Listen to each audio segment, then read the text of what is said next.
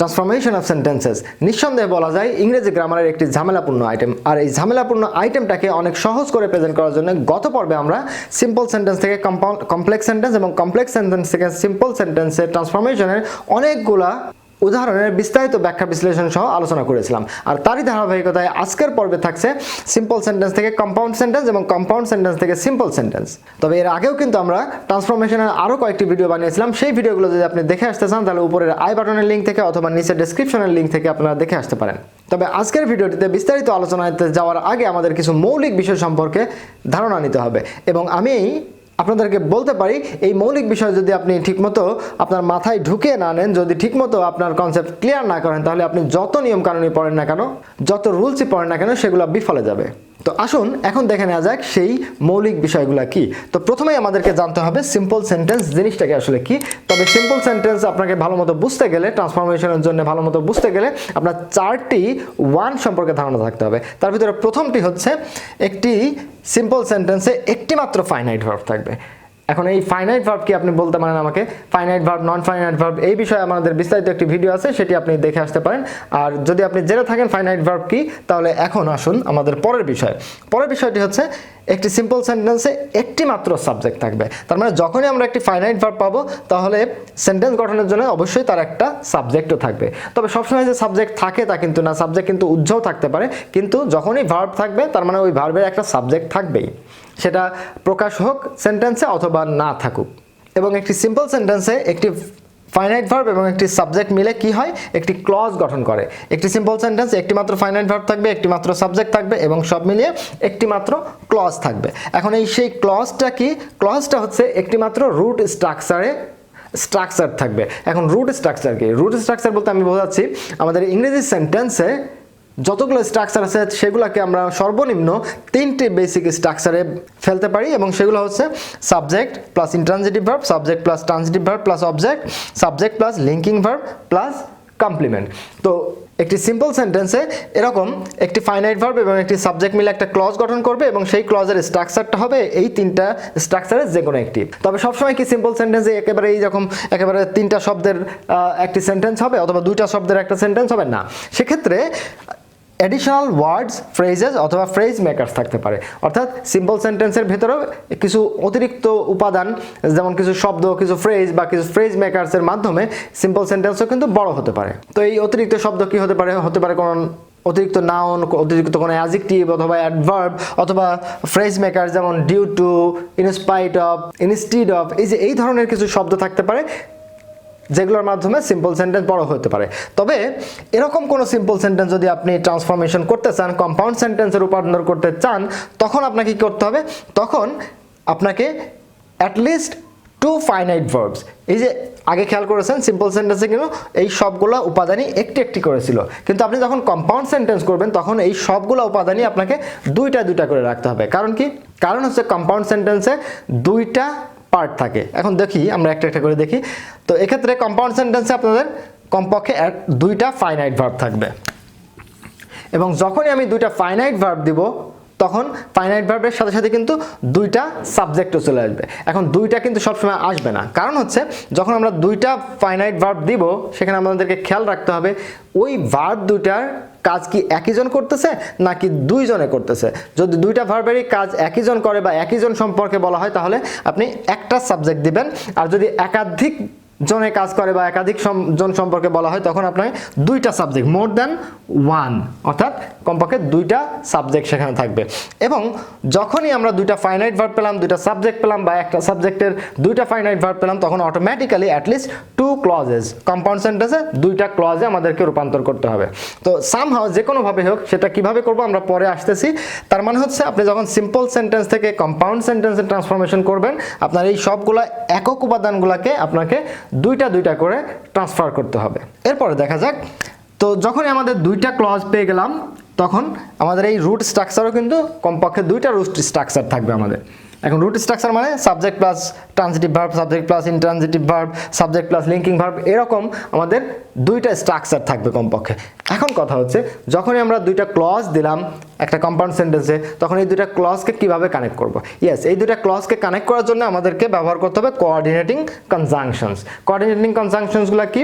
Yes, সংক্ষেপে আমরা বলতে পারি কোঅর্ডিনেটিং কনজাংশনগুলো হচ্ছে ফ্যান বয়েজ। এখন ফ্যান বয়েজ আবার কি? ফ্যান বয়েজ মানে হচ্ছে এফ এ হচ্ছে ফর, অ্যান্ড, নর, বাট, অর, ইয়েট, সো।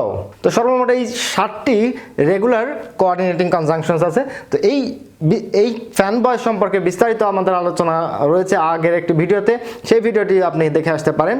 তো সব মিলিয়ে কি দাঁড়াচ্ছে? সব মিলিয়ে মৌলিক বিষয় যেটা দাঁড়াচ্ছে সেটা হচ্ছে যখন আমি কোনো সিম্পল সেন্টেন্স থেকে কম্পাউন্ড সেন্টেন্সে ট্রান্সফরমেশন করব তখন সিম্পল সেন্টেন্সের ওই যে একটি মাত্র ফাইনাইট ভার্ব যেটা আছে ওইটা তো থাকবেই, এর সাথে আমাকে আরেকটি ফাইনাইট ভার্ব যোগ করতে হবে।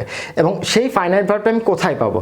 ইয়েস, সেই ফাইনাইট ভার্বটি আমাকে বের করতে হবে এই যে এডিশনাল যে ওয়ার্ডস, ফ্রেজেস অর ফ্রেজ মেকার্স থাকবে ওই শব্দগুলো থেকে। হতে পারে সেটা নন ফাইনাইট ভার্ব, সেই নন ফাইনাইট ভার্বটাকে আমাকে ফাইনাইট ভার্ব করতে হতে পারে, অথবা কোনো নাউন বা কোনো অ্যাডজেক্টিভ, এই ধরনের শব্দগুলোকে আমার বিভিন্ন রুলস অ্যাপ্লাই করে, তবে সবসময় যে রুলসের ভেতরে পড়বে এই ধরনের ট্রান্সফরমেশন তা কিন্তু না, আমার কমন সেন্স অ্যাপ্লাই করে ওর ভিতর থেকে আমাকে একটা ভার্ব আনতে হবে এবং সেই ভার্বের জন্য একটা সাবজেক্টও দিতে হবে। দেখতে হবে ওই ভার্বের কাজ একইজন করছে না ভিন্নজন করছে, সেই অনুযায়ী আমাকে দুইটা সাবজেক্ট দিতে হবে অথবা একটা সাবজেক্ট দিতে হবে। এবং এভাবে আমরা দুইটা ক্লজ করব এবং আমাদেরকে একটা কোঅর্ডিনেটিং কনজাংশনও যোগ করতে হবে।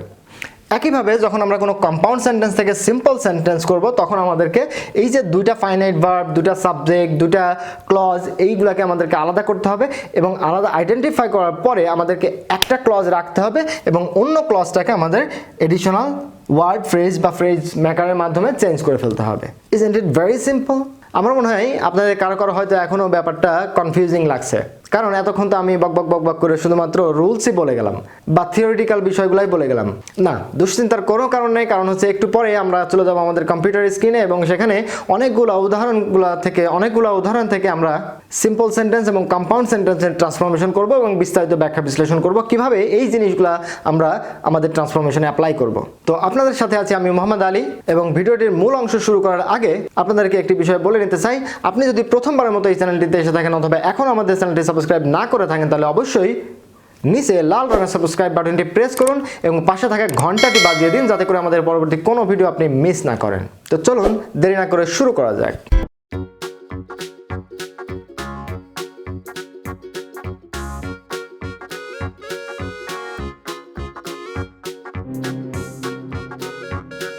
হ্যালো ভিউয়ার্স, এখন আমরা সিম্পল সেন্টেন্স এবং কম্পাউন্ড সেন্টেন্সের ট্রান্সফরমেশনের পোস্টমর্টেম বা ময়নাতদন্ত করব। তো আসুন শুরু করা যাক। তো প্রথম সেন্টেন্সটি, his bad result surprised us all. এখানে খেয়াল করুন, এখানে বাক্যে একটি মাত্র ফাইনাইট ভার্ব, সেটা হচ্ছে সারপ্রাইজড, আর কোনো ভার্ব কিন্তু এখানে নাই। সেক্ষেত্রে finite verb non finite verb হওয়ার কোনো কারণই নাই। এবং এই ভার্বের সাবজেক্ট হচ্ছে হিজ ব্যাড রিজাল্ট এবং তারপরে সারপ্রাইজড আস অল, আমাদের সবাইকে সারপ্রাইজ করেছিল। সো এই সেন্টেন্সের রুট স্ট্রাকচার বা বেসিক স্ট্রাকচার হচ্ছে সাবজেক্ট, ট্রানজিটিভ ভার্ব এবং অবজেক্ট। তো এখানে খেয়াল করুন, এই যে একটিমাত্র ক্লজ, একটিমাত্র ফাইনাইট ভার্ব এবং একটিমাত্র রুট স্ট্রাকচার, এই সেন্টেন্সটাকে কিভাবে আমরা কম্পাউন্ড সেন্টেন্স করব। সো এটাই হচ্ছে আমাদের কনসার্ন। তো সেক্ষেত্রে আমরা জানি কম্পাউন্ড সেন্টেন্স করতে গেলে এখানে দুইটি ফাইনাইট ভার্ব আনতে হবে এবং দুইটি সাবজেক্ট যদি প্রয়োজন হয় সেক্ষেত্রে দিতে হবে। তো সেই বিবেচনায় এখানে একটিমাত্র সাবজেক্ট, সেটা হচ্ছে হিজ ব্যাড রিজাল্ট। এর ভিতরে অতিরিক্ত সব, এখানে হেডওয়ার্ডটা হচ্ছে রিজাল্ট এবং তার খারাপ ফলাফল, তার মানে ফলাফলটা খারাপ ছিল, এটা যদি আমরা করি তাহলে কিন্তু আমাদের আলাদা নতুন একটি ফাইনাইট ভার্ব আনা যেতে পারে। যেমন আমরা এখানে কি করেছি, হি ডিড ব্যাড রিজাল্ট, সে খারাপ রেজাল্ট করেছিল। অটোমেটিক্যালি হিজ ব্যাড রেজাল্টটাকে আমরা একটি ক্লজ বানিয়ে ফেললাম এবং এখানে ভার্ব হিসেবে দিলাম ডিড, সে কি করেছিল, ব্যাড রেজাল্ট করেছিল। সো সাবজেক্ট, ট্রানজিটিভ ভার্ব এবং অবজেক্ট মিলে একটি ক্লজ আমরা এখানে দিলাম। এরপরে হচ্ছে surprised us all, we all were surprised, এই যে আরো একটি ক্লজ করে ফেললাম। সো কম্পাউন্ড সেন্টেন্সে আমাদের দুইটা ক্লজ হয়ে গেল, দুইটা ফাইনাইট ভার্ব হলো এবং একইভাবে হি এবং উই দুইটা সাবজেক্ট হয়ে গেল এবং কোঅর্ডিনেটিং কনজাংশন হিসেবে আমরা ব্যবহার করলাম অ্যান্ড। তো এই সেন্টেন্সটিকে আমরা অন্যভাবেও ট্রান্সফরমেশন করতে পারি, সেটা কি, হি ডিড ব্যাড রেজাল্ট, সে খারাপ রেজাল্ট করেছিল, অ্যান্ড ইট, এই যে ব্যাড রেজাল্টটাকে বলা হচ্ছে ইট সারপ্রাইজড আস অল, পরের sentence, his dedication is known to all. একইভাবে এই সেন্টেন্সটিতেও দেখুন একটি মাত্র রুট স্ট্রাকচার, একটি মাত্র ফাইনাইট ভার্ব, নো ভার্বটা হচ্ছে ফাইনাইট ভার্ব এবং সেটা প্যাসিভ ভয়েসে আছে বলে এর সাথে একটি ইজ অক্সিলারি ভার্ব এসছে। সো নোন টু অল, সবার জানা। কি সবার জানা? সাবজেক্ট হিসেবে বসছে হিজ ডেডিকেশন। তাহলে আমাদের আর অতিরিক্ত শব্দ কিন্তু উল্লেখযোগ্য নাই, সেটার ভেতরে যেটা আছে হিজ ডেডিকেশন, তার মানে তার যে ডেডিকেশন সেটাকে বোঝা যাচ্ছে। তাহলে আমরা বলতে পারি হি হ্যাজ ডেডিকেশন, তার ডেডিকেশন আছে, and it is known to all, এবং এটা সবারই জানা। অথবা এই সেন্টেন্সটাকে অন্যভাবে করা যেতে পারে, সেটা কি? He is dedicated, say dedicated, and it is known to all, এবং এটা সবারই জানা। এরপরের sentence, just after my arrival it started raining. এই যে এখানে মূল ক্লজটি হচ্ছে, মূল রুট স্ট্রাকচার হচ্ছে ইট স্টার্টেড রেইনিং। এখানে স্টার্টেড একটি মাত্র ফাইনাইট ভার্ব, রেইনিং এটা ফাইনাইট ভার্ব না, নন ফাইনাইট ভার্ব। এর আগে যে একটি ফ্রেজ আছে, আমরা জানি যে সিম্পল সেন্টেন্সের বেসিক স্ট্রাকচার বা রুট স্ট্রাকচারের বাইরে কিছু ওয়ার্ড, ফ্রেজ থাকতে পারে বা ফ্রেজ মেকার থাকতে পারে। সো আগের দুটি সেন্টেন্সে ছিল ফ্রেজ, এখানে দেখতেছি একটা লম্বা ফ্রেজ আছে। কি সেটা? জাস্ট আফটার মাই অ্যারাইভাল, ঠিক আমার আগমনের পরপরই। তার মানে কি? আমি এসেছিলাম এবং সাথে সাথে বৃষ্টি, ইট স্টার্টেড রেইনিং, বৃষ্টি শুরু হয়ে গেছিল। তো এই সেন্টেন্সটাকে আমরা কিভাবে করতে পারি? যেহেতু দুটো ক্লজ করব, দুটো ফাইনাইট ভার্ব আনবো। আই অ্যারাইভড, এই যে অ্যারাইভাল থেকে আমরা ভার্ব নিলাম, আই অ্যারাইভড, আমি এসেছিলাম, অ্যান্ড ইট স্টার্টেড রেইনিং, এবং বৃষ্টি হওয়া শুরু হয়ে গেছিল। তাহলে জাস্ট আফটারের জন্য আমরা কি দেবো? জাস্ট আফটারের জন্য আমরা অ্যাট ওয়ান্স দিয়ে দিলাম। আই অ্যারাইভড, আমি আগমন করেছিলাম এবং বৃষ্টি শুরু হয়ে গেছিল সাথে সাথে। সো জাস্ট আফটারের পরিবর্তে আমরা অ্যাট ওয়ান্স দিলাম। এরপর সেন্টেন্সটি, I visited the birth place of my grandfather. তো এই সেন্টেন্সের রুট স্ট্রাকচার হচ্ছে subject I, visited transitive verb, কি ভিজিট করেছিলাম, কি এর উত্তর হিসাবে অবজেক্ট হিসাবে এই যে পুরো একটা ফ্রেজ আছে, the birth place of my grandfather, মানে হচ্ছে আমার দাদার জন্মস্থান ভিজিট করেছিলাম। তো এই লম্বা ফ্রেজটাকে আমাদেরকে ক্লজ বানাতে হবে। তো সেক্ষেত্রে কি করা যেতে পারে? আই ভিজিটেড আ প্লেস, এই প্লেসটাকে আমরা আলাদা করে নিলাম। আমি একটি প্লেস, একটা স্থান ভিজিট করেছিলাম, and there my grandfather had been born, এবং সেখানে আমার গ্র্যান্ডফাদার, আমার দাদা জন্মগ্রহণ করেছিলেন। এখানে হ্যাড বিন কেন বলা হয়েছে? হ্যাড বিন হচ্ছে এটা এই কারণে যে এই সেন্টেন্সের মূল ক্লজ বা প্রিন্সিপাল ক্লজটি পাস্ট ইনডেফিনিট টেন্স আছে, এবং এই ভিজিট করারও অনেক আগে আমার দাদা কিন্তু জন্মগ্রহণ করেছিল। আর that's why past indefinite tense থেকে আরও পিছনে গিয়ে পাস্ট পারফেক্ট টেন্স ব্যবহার করা হয়েছে। এই সেন্টেন্সটাকে অন্যভাবে করা যেতে পারে, সেটা কি?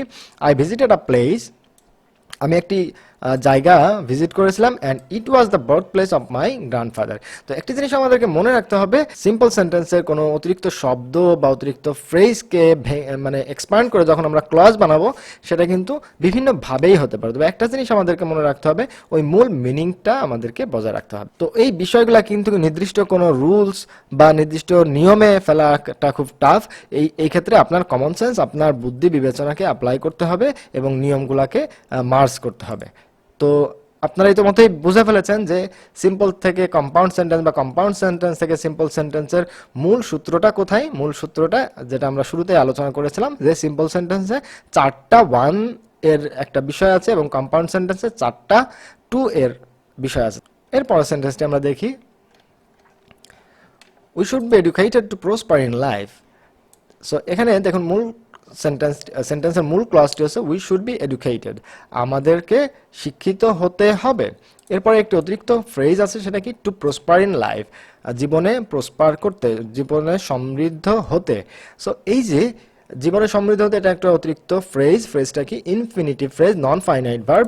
এখানে খেয়াল করুন, শুড বি এডুকেটেড, এটা একটা ভার্ব ফ্রেজ, এটা ফাইনাইট ভার্ব, মূল ভার্বটা এডুকেটেড। কিন্তু এই যে টু প্রসপার ইন লাইফ, এখানে আপনারা অনেকে কনফিউজড হতে পারেন যে এটা তো আরেকটা ভার্ব আছে, এই ভার্বে, এই সেন্টেন্সে তো 2টা ভার্ব রয়েছে, তাহলে কি এটা কম্পাউন্ড সেন্টেন্স? না, আপনাদেরকে অবশ্যই নন ফাইনাইট ভার্বকে চিনতে হবে। নন ফাইনাইট ভার্ব না চিনলে আপনি কিন্তু সহজে সেন্টেন্সকে বুঝতেই পারবেন না যে কোনটা কোন ধরনের সেন্টেন্স। তাহলে এটা হচ্ছে নন ফাইনাইট ভার্ব। আমরা জানি infinitive, gerund participle, present participle, past participle, perfect participle, এগুলো সবই হচ্ছে নন ফাইনাইট ভার্ব।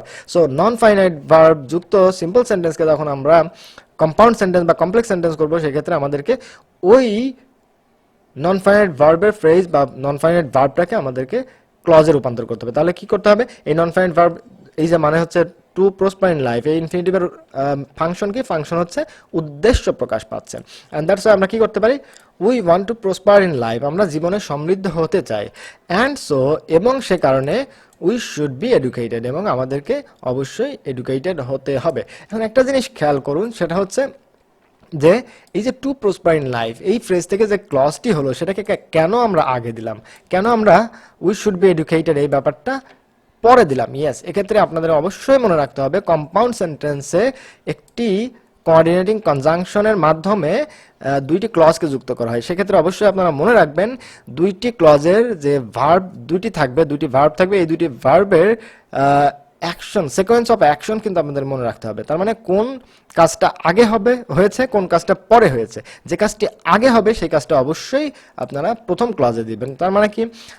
আমরা জীবনে প্রসপার হতে চাই, আমরা এটাও আমাদের আকাঙ্ক্ষাটা আগে ঘটে, তারপরেই, এবং সেই উদ্দেশ্যকে সফল করার জন্য উই শুড বি এডুকেটেড, আমাদের এডুকেটেড হতে হবে সামনে যেটা। সো এই কারণে আমাদেরকে we want to prosper in life এই ধরনের আগে ঘটা কাজটাকে অবশ্যই আগে দিতে হবে। এরপরে বিষয়টা হচ্ছে, এরপরের সেন্টেন্সটা হচ্ছে 5 years ago I was living in Uttara. এখানে খেয়াল করুন, I was living in Uttara, এটা হচ্ছে সেন্টেন্সের মূল ক্লজ, এবং এটা হচ্ছে রুট স্ট্রাকচারের বাইরে রয়েছে 5 years ago, 5 বছর আগে। তাহলে 5 বছর আগে একটা ফ্রেজ, এবং এই ফ্রেজটা একটা সময় নির্দেশ করতেছে, এবং সময় নির্দেশক ফ্রেজকে আমরা কিন্তু খুব সহজেই ক্লজে রূপান্তর করতে পারি। সেটা কি? ইট ওয়াজ 5 years ago, ইট ওয়াজ বা ইট ইজ এ ধরনের স্ট্রাকচারের সাথে সময় যুক্ত করে দিলে এটা ক্লজ হয়ে গেল। ইট ওয়াজ 5 years ago, এটা ছিল 5 বছর আগের কথা। অ্যান্ড যে সময়টাতে, and I was living in Uttara, আমি উত্তরাতে বাস করতাম। তার মানে এটা ছিল 5 বছর আগের ঘটনা, এবং সেই সময়ে I was living in Uttara. এরপর sentence, I met him on his arrival. So এখানে খেয়াল করুন, আই সাবজেক্ট, মেট হিম, আমি তাকে সাক্ষাৎ করেছিলাম, তার সাথে সাক্ষাৎ করেছিলাম, এটা হচ্ছে রুট স্ট্রাকচার। এর বাইরে ফ্রেজটা কি আছে? অন হিজ অ্যারাইভাল, তার আগমন।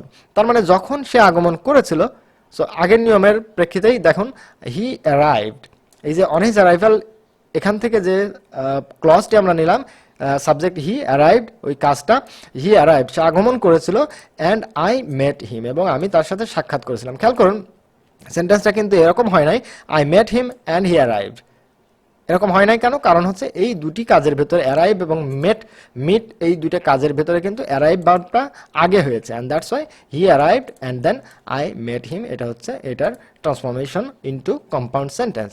এরপরে sentence, I could not attend the meeting due to my illness. So এখানে সেন্টেন্সের মূল স্ট্রাকচার কি? I could not attend the meeting, আমি অ্যাটেন্ড করতে পারি নাই। কি অ্যাটেন্ড করতে পারি নাই? কিসে অ্যাটেন্ড করতে পারি নাই? মিটিং এ অ্যাটেন্ড করতে পারি না, এটা হচ্ছে মূল স্ট্রাকচার। এর বাইরে কি আছে? ডিউ টু মাই ইলনেস, মানে হচ্ছে আমার অসুস্থতার কারণে। সো কজ অ্যান্ড ইফেক্ট, কারণ এবং ফলাফল, এখানে এই সেন্টেন্সে দুটা বিষয় রয়েছে। সো যেহেতু কারণ ব্যাপারটা অবশ্যই আগে যাবে, আমি যেহেতু অসুস্থ ছিলাম, তার মানে এই জিনিসটাকে আগে নিতে হবে। আই ওয়াজ ইল, আমি অসুস্থ ছিলাম, অ্যান্ড সো, এবং সে কারণেই, ইফেক্টটা কি? I could not attend the meeting, তার মানে আমার অসুস্থ হওয়ার ফলাফলটা অবশ্যই অসুস্থ হওয়ার পরে বসবে। So I could not attend the meeting, এবং এই কারণে আমি অ্যাটেন্ড করতে পারি নাই মিটিংয়ে। এরপরের সেন্টেন্স হচ্ছে, I found many people there, I found many people there, আমি পেলাম, কাদেরকে পেলাম? মেনি পিপল, অনেক মানুষকে পেলাম সেখানে। এখন সেখানে এই শব্দটা অতিরিক্ত, তো সেক্ষেত্রে এটাকে কিন্তু ক্লজ বানানো সো টাফ, বাট এই যে অবজেক্ট হিসাবে যে ফ্রেজটি আছে, মেনি পিপল, অনেক লোক, সো অনেক লোক, এই জিনিসটাকে আমরা আলাদা ক্লজে নিতে পারি। তাহলে কি হবে? আই ফাউন্ড পিপল দেয়ার, আমি সেখানে লোকজনের সাথে সাক্ষাৎ করেছিলাম, and they were many in number, এবং তারা সংখ্যায় অনেক ছিল। এই যে মেনিটাকে আমরা অতিরিক্ত শব্দ হিসাবে নিয়ে এই শব্দটাকে আলাদা করে নিয়ে একটা ক্লজ বানাইলাম। এরপর sentence, in fact he is lazy. তো ইনফ্যাক্ট মানে হচ্ছে প্রকৃতপক্ষে, হি ইজ লেজি, সে অলস। সো হি ইজ লেজি হচ্ছে বাক্যের মূল স্ট্রাকচার। এর বাইরে কি আছে? ইনফ্যাক্ট, প্রকৃতপক্ষে, মূল কথা হচ্ছে, তার মানে এই অংশটাকে আমাদের ক্লজ বানাইতে হবে। হি ইজ লেজি, সে অলস, and it is a fact, এবং এই ব্যাপারটা হচ্ছে একটা বিষয়, এটা হচ্ছে একটা ব্যাপার বা সত্য কথা। এরপর সেন্টেন্সটি হচ্ছে, by working hard you can shine in life, কঠোরভাবে কাজ করার মাধ্যমে you can shine in life, তুমি জীবনে উন্নতি করতে পারো। সো এখানে দেখুন, এটা হচ্ছে মূল ক্লজ, তার বাইরে রয়েছে বাই ওয়ার্কিং হার্ড, কঠোর কাজ করার মাধ্যমে। তো এ ধরনের কোনো সেন্টেন্স যদি আপনারা পান তাহলে সেক্ষেত্রে অবশ্যই খেয়াল করতে হবে মূল ক্লজের সাবজেক্ট কি। মূল ক্লজের সাবজেক্ট যখন যদি হয় ইউ অথবা সেকেন্ড পারসন, সেক্ষেত্রে কম্পাউন্ড সেন্টেন্স করার সময় আমরা ইম্পারেটিভ দিয়ে শুরু করব। ওয়ার্ক হার্ড, তুমি কঠোর পরিশ্রম করো, and you can shine in life, এবং এর মাধ্যমে তুমি জীবনে শাইন করতে পারবে। কিন্তু অন্যদিকে পরের সেন্টেন্স খেয়াল করুন, by working hard we can find in life. এখানে একটু ভুল আছে, এখানে ফাইন্ড হবে না, হবে shine. So by working hard we can shine in life. So এখানে বাক্যের সাবজেক্ট কিন্তু উই আছে। সো সো উই মানে হচ্ছে ফার্স্ট পারসন। ফার্স্ট পারসনকে কিন্তু আমরা ইম্পারেটিভ সেন্টেন্স দিয়ে বলতে পারি না যে আমরা এটা করো না, সেটা হতে পারে না। তাহলে আমরা কি করব, উই ক্যান ওয়ার্ক হার্ড, আমরা কঠোর পরিশ্রম করতে পারি, অ্যান্ড দাস, এবং এভাবে we can shine in life. যেটা আগে ছিল অ্যান্ড দিয়েছিল, কারণ তার আগে আমরা ইম্পারেটিভ সেন্টেন্স করেছিলাম। কিন্তু যখনই আমরা এই ধরনের সেন্টেন্সের সাবজেক্ট দেখব উই বা ফার্স্ট পারসন, সেক্ষেত্রে যেহেতু ফার্স্ট পারসনকে আমরা ইম্পারেটিভ আদেশ করতে পারি না, সুতরাং সেটা হবে simple assertive affirmative form, assertive sentence. We can work hard, আমরা কঠোর পরিশ্রম করতে পারি, অ্যান্ড দাস, এবং এভাবে we can shine in life, আমরা জীবনে উন্নতি করতে পারি। এরপর sentence, going to market he bought some snacks, বাজারে গিয়ে সে কিছু স্ন্যাক্স কিনেছিল। এখানে খেয়াল করুন, আপনি বলতে পারেন হি বট, সে কিনেছিল, একটা ফাইনাইট ভার্ব। গোয়িং টু, এখানে তো গো ভার্ব আছে, তাহলে এটাও কি, এই বাক্যে তো দুইটা ভার্ব আছে, তাহলে কি এখানে দুটা ক্লজ আছে, মানে কম্পাউন্ড বা কমপ্লেক্স সেন্টেন্স না। এখানে দেখুন গোয়িং টু মার্কেট, এই যে গোয়িং টু মার্কেট, এটা হচ্ছে একটা present participle phrase. Present participle phrase কি করে বুঝলাম, কারণ হচ্ছে গোয়িং, গোর সাথে আইএনজি, আইএনজি যুক্ত কোনো ভার্ব, তার আগে কোনো অক্সিলারি ভার্ব নাই, তার মানে এটা কোনো ফাইনাইট ভার্ব না। আইএনজি যুক্ত ভার্ব অক্সিলারি ভার্ব নেয় কখন, যখন সেটা ফাইনাইট ভার্ব এবং কন্টিনিউয়াস টেন্সে ব্যবহৃত হয়। কিন্তু এখানে কন্টিনিউয়াস টেন্সে ব্যবহার হয় নাই, তাহলে এটা কি, এটা হচ্ছে একটা প্রেজেন্ট পার্টিসিপল। তো আইএনজি যুক্ত ফর্ম অবশ্য অন্যভাবে ব্যবহৃত হতে পারে, জেরান্ডের হিসাবেও ব্যবহৃত হতে পারে, কিন্তু এখানে present participle. So going to market হচ্ছে বাজারে গিয়ে কি করলো, হি বট সাম স্ন্যাক্স। এখানে খেয়াল করুন, বাক্যে দুইটি কাজ ঘটেছে এবং দুইটা কাজ একই জন করেছে। বাজারে গিয়ে সে কিছু স্ন্যাক্স কিনলো। সো যেহেতু দুইটা বাক্যের সাবজেক্ট একই জন, সেটা আমরা কিভাবে করব, হি ওয়েন্ট টু মার্কেট, সে মার্কেটে গেল, অ্যান্ড তারপরে সে কি করলো, হি বট সাম স্ন্যাক্স। এখানে খেয়াল করুন, হি কে আমরা কিন্তু ব্র্যাকেটে রেখেছি। কেন রেখেছি, কারণ হচ্ছে এই যে ওয়েন্ট এবং বট, গিয়েছিল এবং কিনেছিল, দুটা ভার্বেরই সাবজেক্ট কিন্তু একই জন, হি, অ্যান্ড দ্যাটস ওয়াই পরের সেন্টেন্স, পরের ক্লজে হি কে ব্যবহার না করলেও কিন্তু সুন্দর সেন্টেন্স হয়ে যাবে। সেটা কি, he went to market and bought some snacks. এরপরের sentence, having finish the assignment he came to me, অর্থাৎ অ্যাসাইনমেন্টটা শেষ করে ফেলে হি কেম টু মি, সে আমার কাছে এসেছিল। হি কেম টু মি হচ্ছে আমাদের বাক্যের মূল ক্লজ, এবং এটাকে আমরা রেখে দিলাম।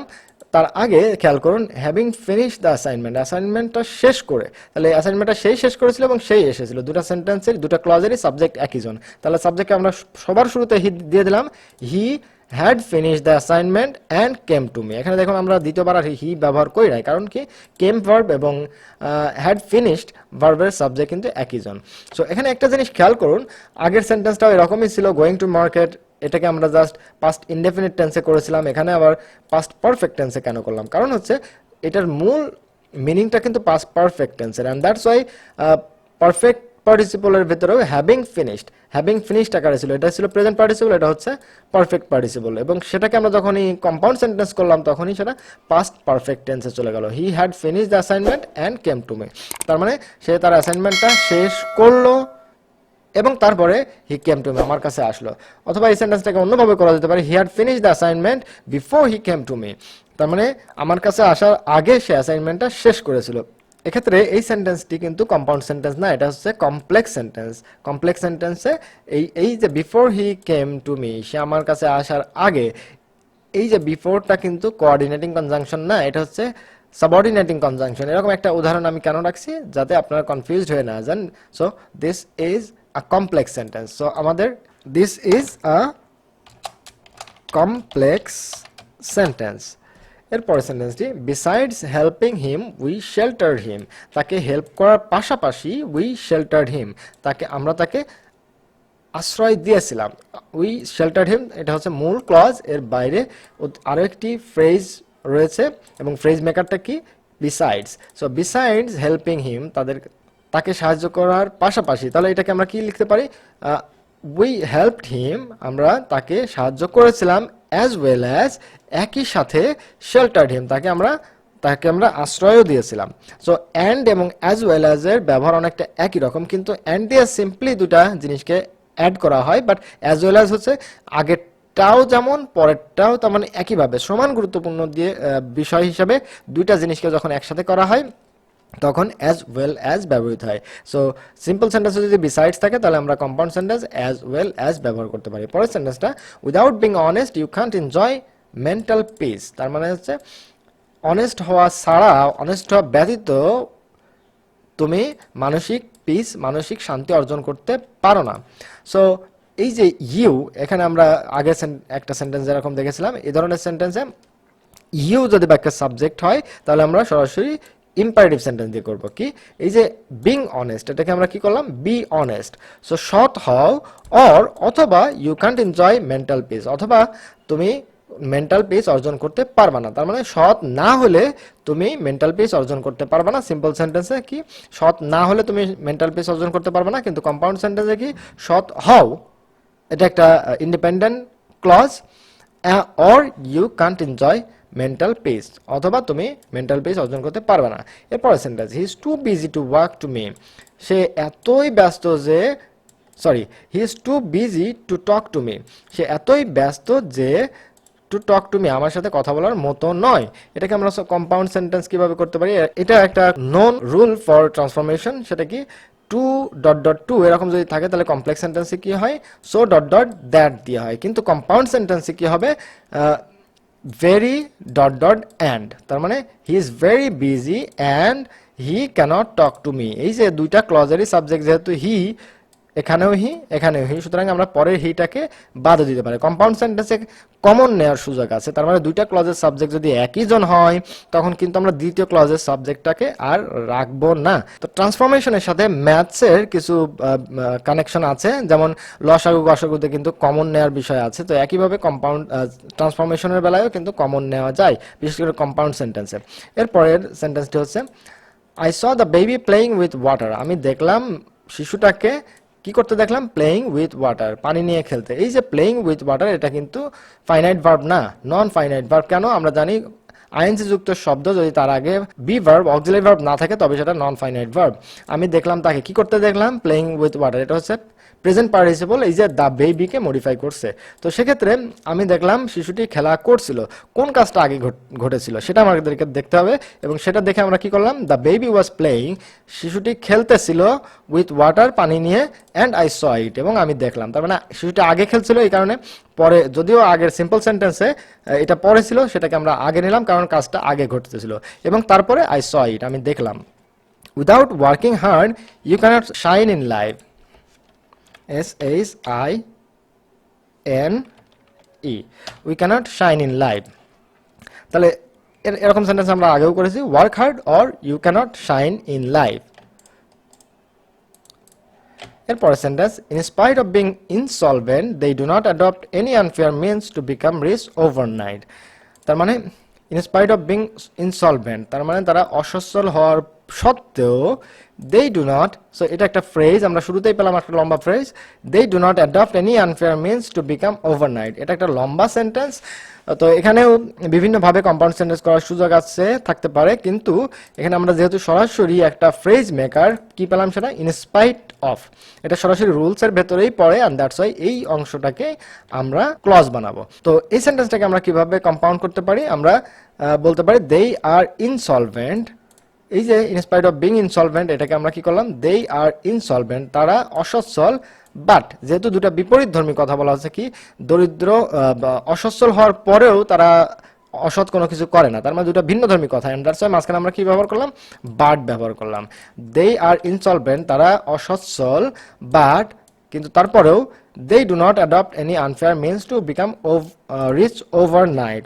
এখানে খেয়াল করুন, এই যে এখানেও আমরা they কে ব্র্যাকেটে রেখেছি, কেন, কারণ হচ্ছে আগের সেন্টেন্সেও, আগের ক্লজেও they সাবজেক্ট, পরের ক্লজে they সাবজেক্ট। সুতরাং আমরা যখন লিখবো প্র্যাকটিক্যালি তখন আমরা কি লিখতে পারি, they are insolvent but do not adopt any unfair means to become overnight. তো ভিউয়ার্স, এই ছিল আমাদের সিম্পল সেন্টেন্স এবং কম্পাউন্ড সেন্টেন্স এন্ড ট্রান্সফরমেশনের বিস্তারিত আলোচনা। ভিডিওটি আপনাদের কেমন লেগেছে তা জানাতে অবশ্যই ভুলবেন না। আর ভিডিওটি যদি আপনার ভালো লেগে থাকে আর যদি মনে করেন এই ভিডিওটি থেকে অন্যরা উপকৃত হতে পারে, তাহলে অবশ্যই ভিডিওটি শেয়ার করবেন, লাইক, কমেন্ট এবং সাবস্ক্রাইব করে আমাদের পাশেই থাকবেন। এছাড়াও অন্য আরও যে ট্রান্সফরমেশনস রয়েছে, আশা করি পরবর্তী ভিডিওগুলোতে আমরা সেই ট্রান্সফরমেশনসগুলো নিয়েও আলোচনা করব। আশা করি আপনি আমাদের সাথেই থাকবেন।